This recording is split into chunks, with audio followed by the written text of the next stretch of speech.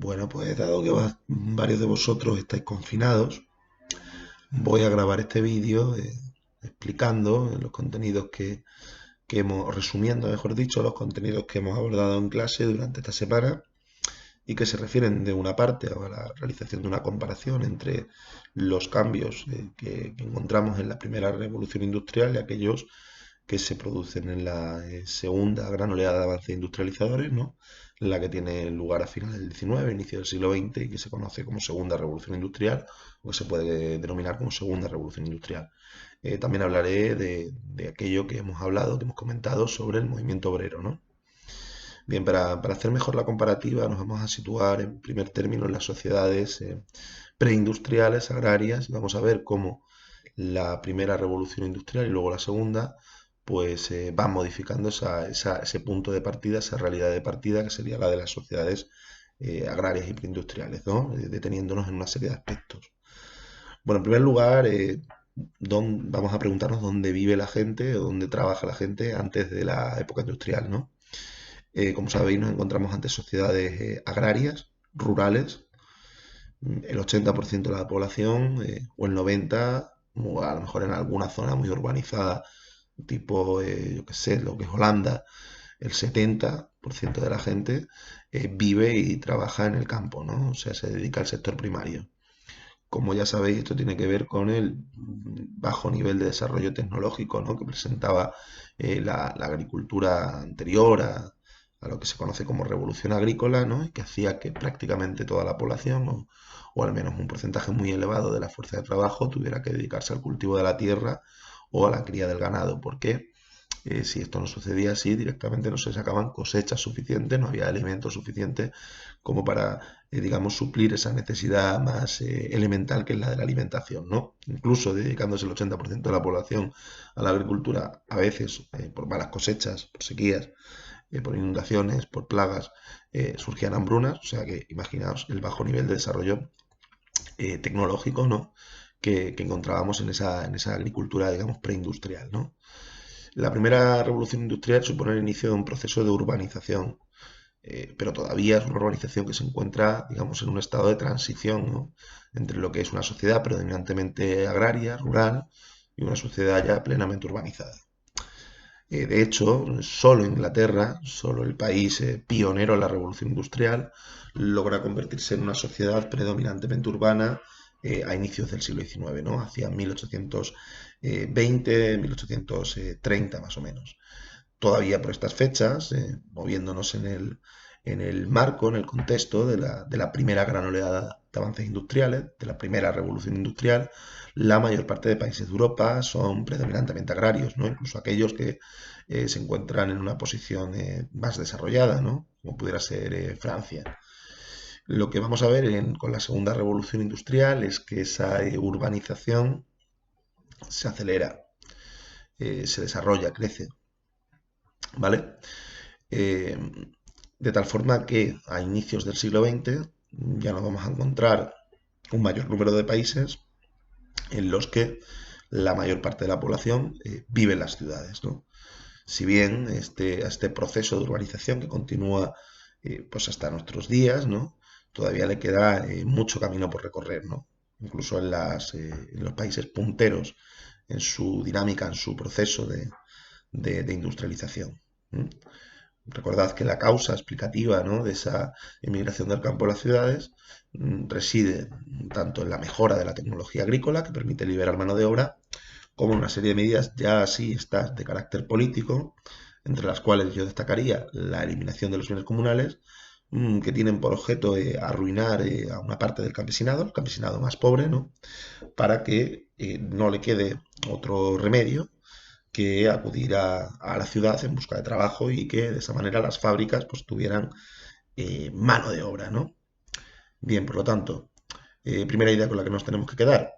La primera revolución industrial nos aportaría unas sociedades en proceso de urbanización que han iniciado ese largo proceso que es el éxodo rural, ¿no? La marcha de población, la emigración de grandes oleadas de población desde el campo hasta las ciudades.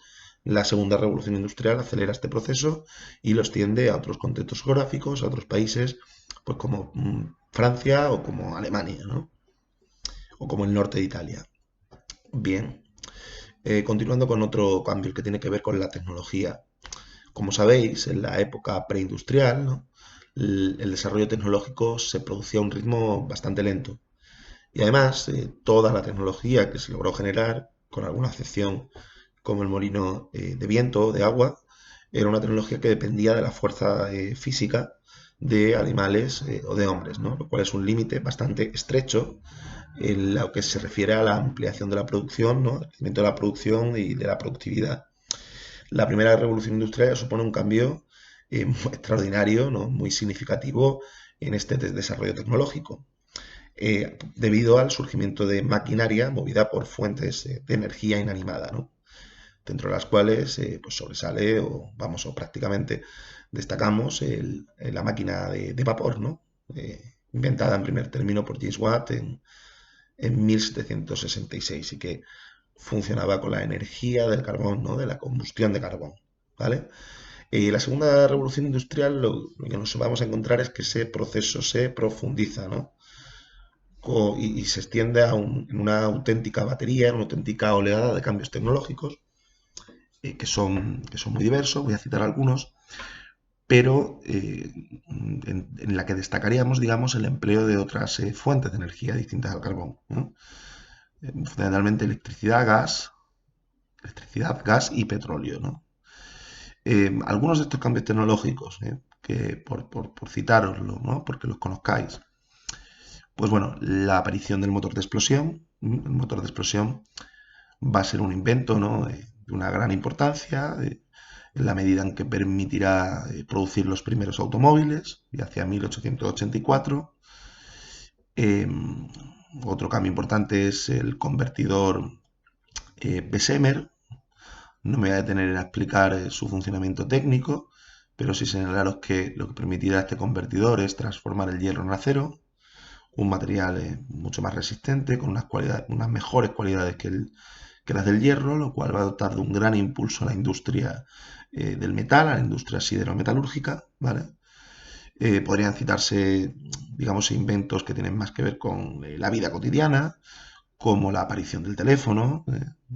Los primeros teléfonos surgen en la segunda mitad del siglo XIX. Vamos, el primer teléfono en concreto data de 1854, pero ya es a final del siglo cuando digamos, estos bienes se empiezan a producir de una manera más amplia. A inicios del siglo XX ya, en 1906, surge la radio.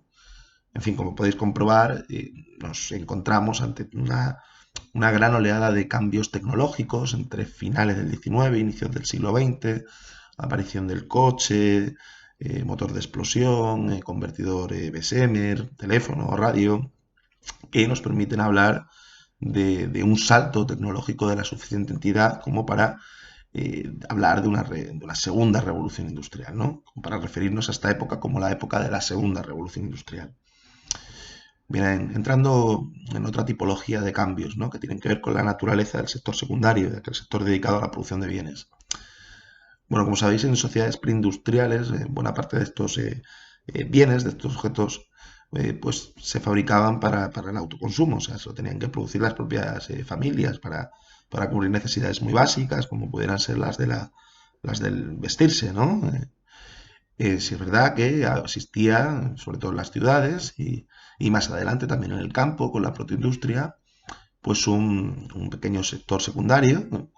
Que ocupaba un porcentaje limitado, reducido de la economía, aunque esté fuera creciendo, y que tenía un carácter artesanal, ¿no? En sociedades preindustriales lo que nos vamos a encontrar son con pequeños talleres artesanales donde los productos se realizan a mano y no con maquinaria, hay la diferencia con la industria, y donde normalmente va a haber pocos trabajadores, ¿no? Aunque en algunas manufacturas sí se llegan a dar concentraciones importantes de trabajadores, en general es un sector, el sector secundario en la época previa a la industrialización, donde predominan los pequeños talleres dispersos que cuentan con un solo trabajador y el trabajador a la vez que dueño, o como mucho con dos, tres, cuatro empleados, ¿no? Entre los que mantienen, digamos, con el dueño del taller una relación pues prácticamente paternal en muchos casos.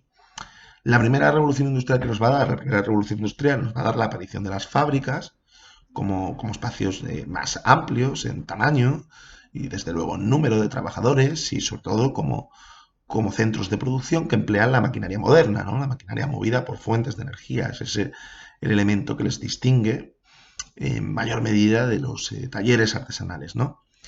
Pero estas fábricas de la primera revolución industrial todavía son relativamente pequeñas o medianas, mejor dicho, en tamaño, y están distribuidas en su propiedad en relativamente muchas manos, ¿no? Siempre las clases propietarias van a ser una minoría dentro de la sociedad. La burguesía nunca va a ser la clase social mayoritaria, obviamente. Va a ser una élite, ¿no? Económica. Pero el grado de concentración de las industrias, ¿no? y de su propiedad, bueno, pues todavía se encontraba ciertamente limitado, ¿no?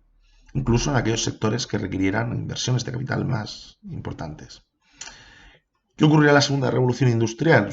Ocurrirá que empiezan a surgir una serie de estructuras empresariales o de empresas, como los llamados trusts o cárteles, que podríamos denominar como oligopolios. Un oligopolio es una empresa de gran tamaño que controla buena parte de una rama entera de la producción, buena parte de la actividad de un sector de la economía, ¿no?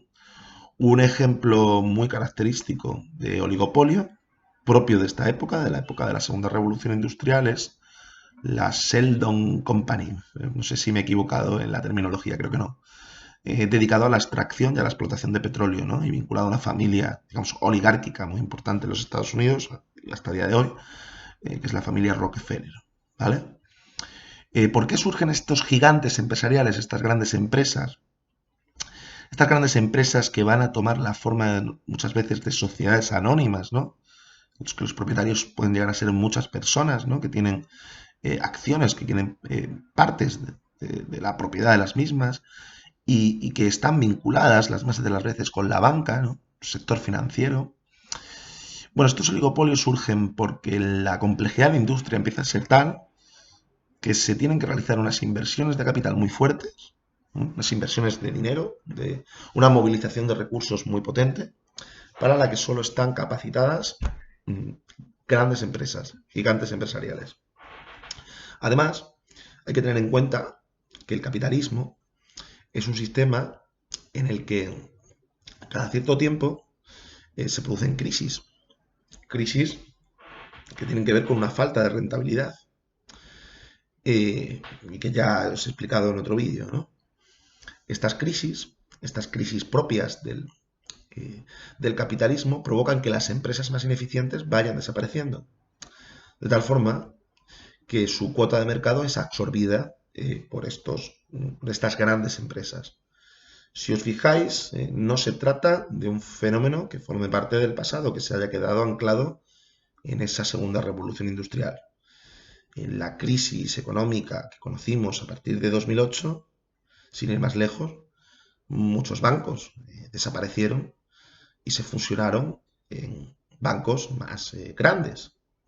Es el caso, por ejemplo, del Liberbank, que todos conoceréis, y que es el fruto de la fusión de varias cajas de ahorro que estaban arruinadas o que tenían serias dificultades, ¿no?, para sobrevivir.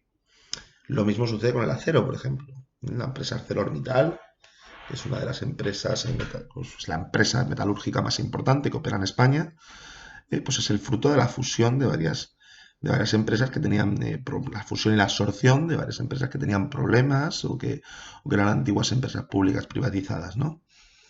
¿Qué está sucediendo con Amazon, por ejemplo? Bueno, pues Amazon está arrasando, ¿verdad?, con una parte importante del pequeño comercio que no es capaz de sobrevivir, que no es capaz de competir con un gigante empresarial de esa entidad. Empresas que conocéis, que a todos os suenan, como esta misma que he dicho de Amazon, o como lo que vemos en sectores como la electricidad, con Endesa, Unión Fenosa, Iberdrola y demás, ¿no? O como lo que vemos en la telefonía, como Vodafone, Orange y empresas similares, son ejemplos de oligopolios, ¿no?, en la actualidad. Bueno, pues en esto sí quiero hacer énfasis. La Segunda Revolución Industrial fue la coyuntura histórica, fue el momento en el que emergieron, en el que surgieron este tipo de oligopolios.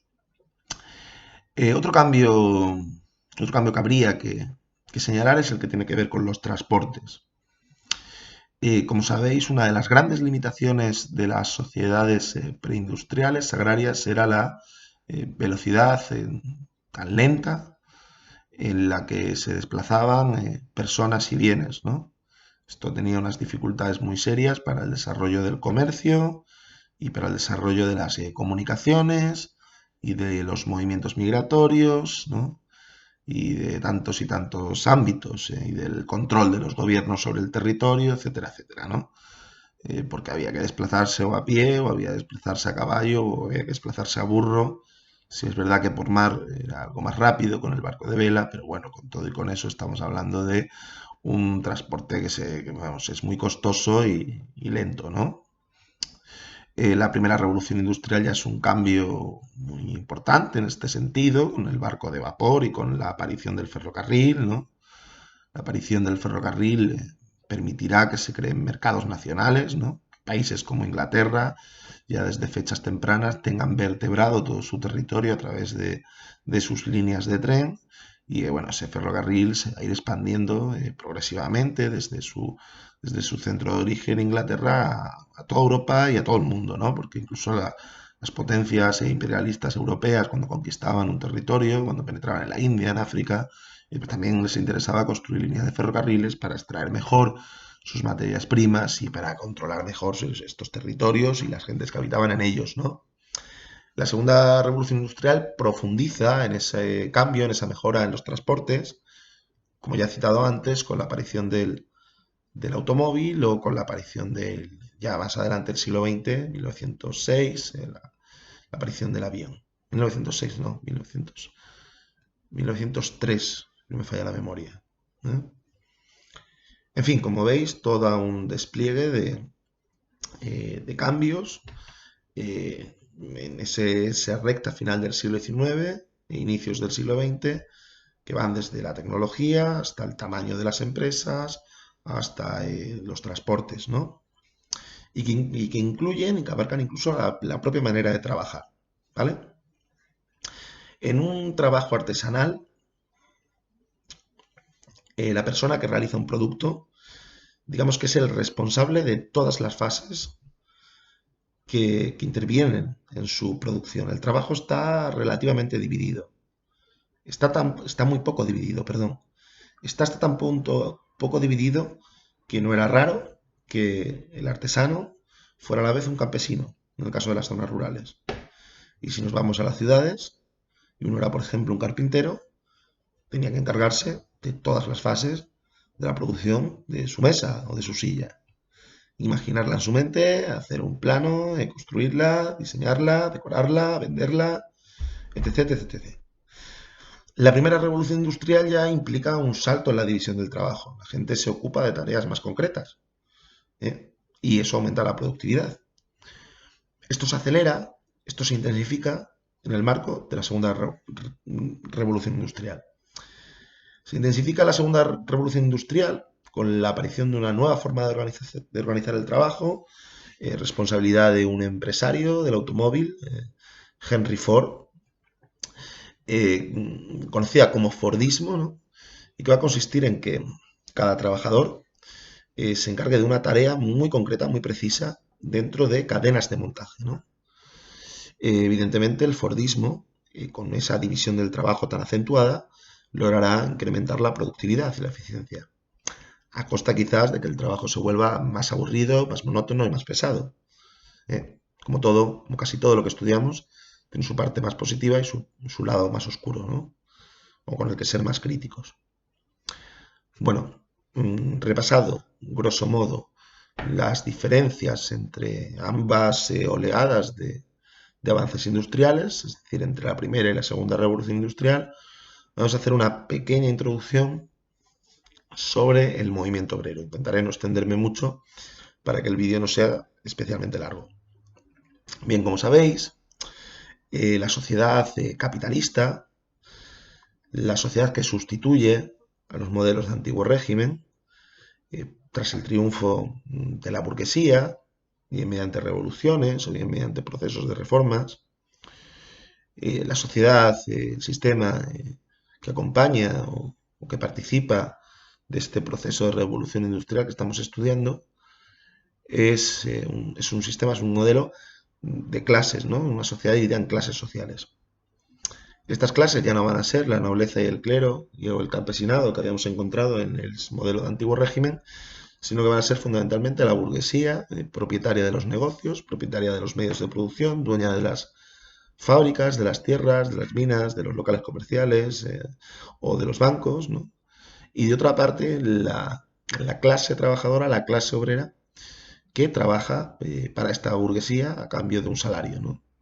Aquellos que al no tener propiedades, al no tener medios de vida propio, pues no les queda otra alternativa que trabajar para esta burguesía, ¿no? Entre ambas clases se da una relación conflictiva, ¿no? Que tiene mucho que ver con una noción, un concepto que hemos apuntado en clase, conocido como plusvalor o plusvalía. Según esta teoría, según esta tesis de la plusvalía, cada trabajador produciría un valor mayor del que les devuelto en forma de salario, ¿no? En torno a la plusvalía se produce un conflicto. El obrero está interesado en reducirla lo máximo posible, en que le devuelvan la mayor parte del valor que produce, y el burgués, en principio, en ampliar esta plusvalía. Concretándolo un poquito más, el burgués está interesado en que los salarios sean más bajos, en que las jornadas laborales sean más altas, o en que la productividad de sus obreros se aumente, aunque no lo haga en la misma medida a su sueldo. Y el proletario, el obrero, pues bueno, está interesado en que su jornada laboral se acorte y que su salario sea más alto. En un principio, lo que nos vamos a encontrar es que la clase obrera, la nueva clase obrera en formación, se va a resistir a su proceso de conversión en asalariados, ¿no? Se va a resistir a su conversión en proletarios, en obreros. Recordad que venían de ser pequeños artesanos en las ciudades o pequeños campesinos.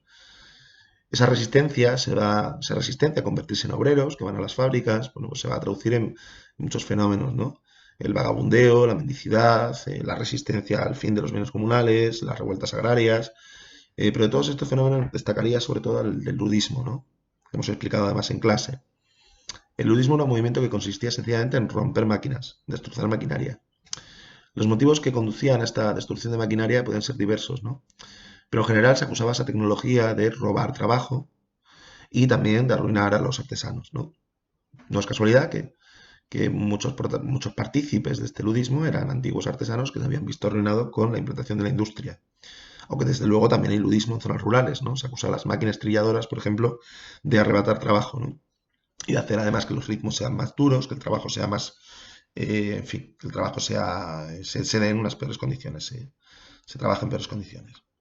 Bueno, hay un odio hacia la máquina, ¿no? Hay un odio hacia ese desarrollo tecnológico, o al menos hacia la manera en la que este se está llevando a cabo, ¿vale? Si bien es verdad que hay otros ludismos que lo que hacen es destrozar las máquinas para presionar al empresario sobre cuestiones salariales o de otro tipo, ¿vale? Pero el ludismo que nos interesa en este momento es un ludismo que se está poniendo a la máquina a la que se le acusa de privar de trabajo y de arruinar a los humildes y de hacer que la propiedad se concentre en unas pocas manos. ¿De acuerdo? Bien, poco a poco, de esa resistencia inicial, ¿no?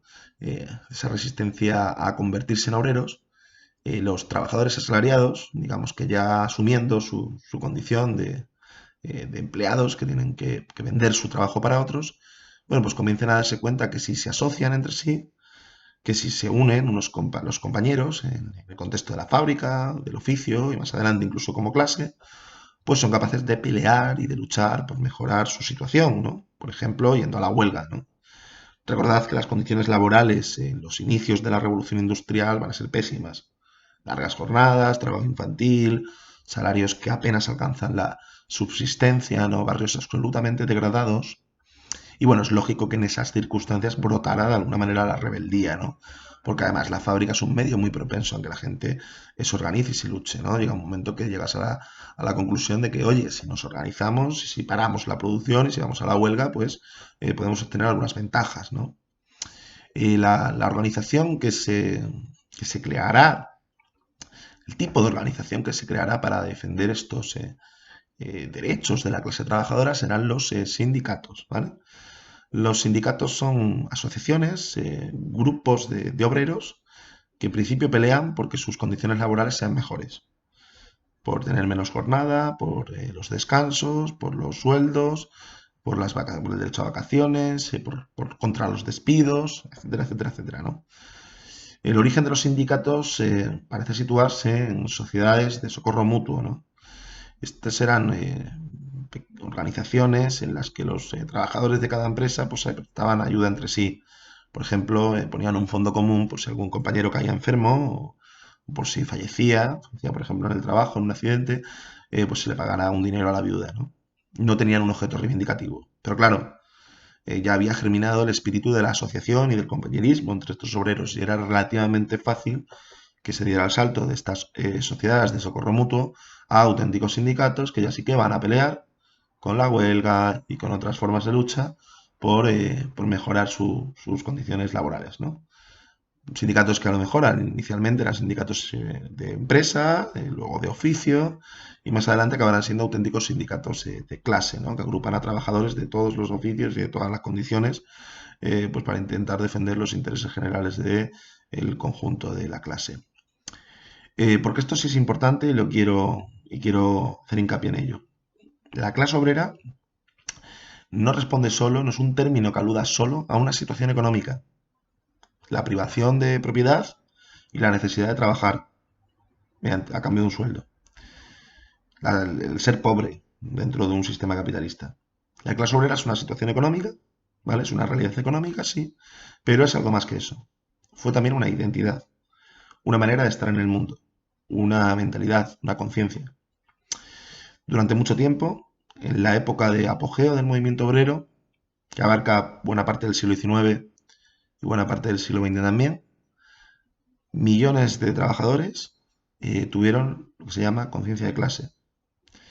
Es decir, tuvieron la conciencia de pertenecer a un grupo dotado de los mismos intereses y por los que merecía la pena luchar, aunque esto implicara hacer sacrificios personales, aunque esto implicara renunciar al egoísmo en favor de los intereses del conjunto de la clase. Una identidad que se expresaba en periódicos propios, organizaciones propias como los sindicatos locales, músicas, ritos. Un obrero con conciencia de clase sabía que cuando llegaba el 1 de mayo había que ir a una manifestación, porque el 1 de mayo se conmemoraba la muerte de 8 trabajadores en Chicago, exigiendo la jornada laboral de 40 horas, ¿no? En 1886.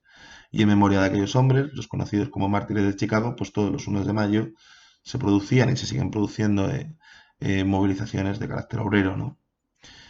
Por ello, el 1 de mayo es festivo, es el Día Internacional del Trabajo, o el Día Internacional de la Clase Obrera, ¿vale? Un obrero con conciencia de clase estaba afiliado a un sindicato, un obrero con conciencia de clase, si había una convocatoria de huelga, iba a acudir, estuviera más o menos de acuerdo, no iba a ser un esquirol, ¿no? Es decir, no iba a ser una persona que no acuda a la huelga. Un obrero con conciencia de clase tenía claro su posición en el mundo, ¿no? Y pues eso, que no era solo una situación económica, ¿no? Que era una identidad vinculada a la lucha, a la rebeldía, en fin, a la batalla y al apoyo mutuo entre los compañeros y entre todos los trabajadores. Y hasta aquí.